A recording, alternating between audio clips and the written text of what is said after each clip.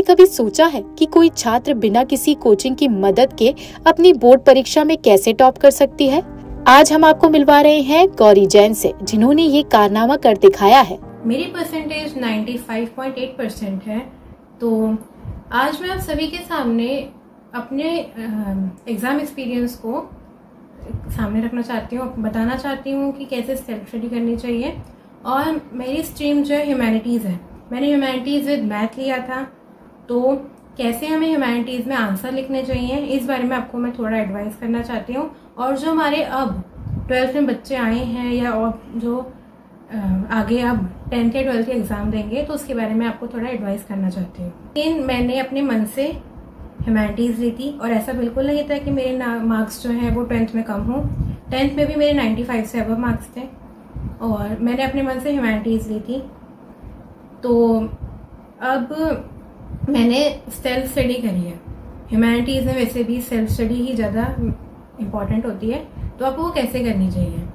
सबसे पहले मेरा जो पढ़ने का तरीका था वो ऐसा था कि हिस्ट्री या पॉल साइंस अगर मैं पढ़ती थी तो मेरे टीचर्स मुझे बहुत गाइड करते थे पहली बात, और अगर मुझे कोई प्रॉब्लम होती थी मैं उनसे ज़रूर पूछती थी।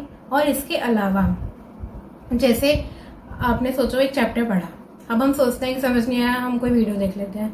लेकिन मेरा ऐसा मानना है कि आप अगर उसे बार बार रीड करोगे तो वो आपको ज़रूर समझ में आएगा। तो जैसे कि वो पहली बार पढ़ा हमें कम समझ में आया, दूसरी बार पढ़ा और अच्छा समझ में आया, तो अगर आप उस चैप्टर को 3-4 बार पढ़ लोगे तो आपको बहुत ज़्यादा क्लियर होगा। तो यही मेरी स्ट्रेटेजी थी।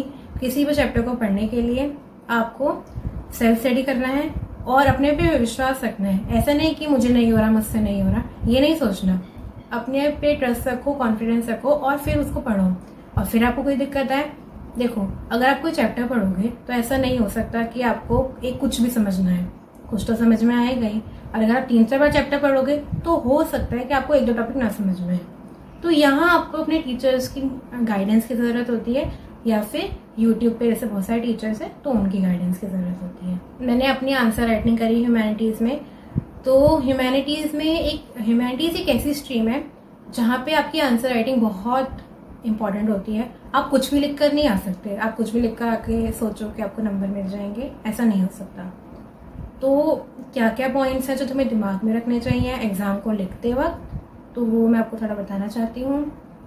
तो क्या होता है कि हम एग्ज़ाम में लिखते हैं तो हम ऐसा सोचते हैं कि हिस्ट्री और पॉल साइंस तो ऐसे सब्जेक्ट हैं इसमें हम लिख कर आ जाएंगे और जितना बड़ा आंसर उतने ज़्यादा नंबर। पर ऐसा बिल्कुल नहीं होता।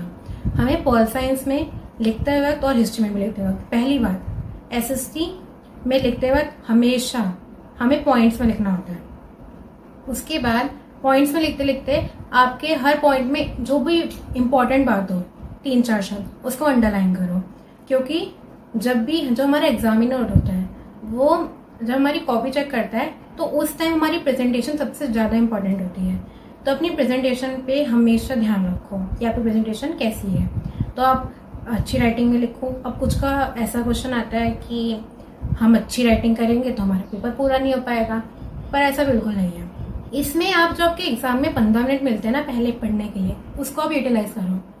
MCQ और पैसेज तो 15 मिनट में सॉल्व हो ही सकते हैं। उसके बाद आते हैं आपकी लॉन्ग आंसर और शॉर्ट आंसर। शॉर्ट आंसर में आप ज़्यादा से ज़्यादा पौन घंटा दे दो अपना। और मैंने जो किया था, मैंने अपना 1 घंटा रखा था लॉन्ग आंसर के लिए। किसी को ये बहुत ज़्यादा लगता है, लेकिन मेरे हिसाब से आपके लॉन्ग आंसर का एक एक वर्ड इंपॉर्टेंट होना चाहिए। तो इसलिए एक एक पॉइंट लिखो, सोच के लिखो और अपना आराम से उसमें टाइम दो। शॉर्ट आंसर जो है वर्ड लिमिट के अंदर लिखो, लॉन्ग आंसर भी वर्ड लिमिट के अंदर लिखो, लेकिन पॉइंट उसमें ज़रूर आउटलाइन करना, हाईलाइट करना।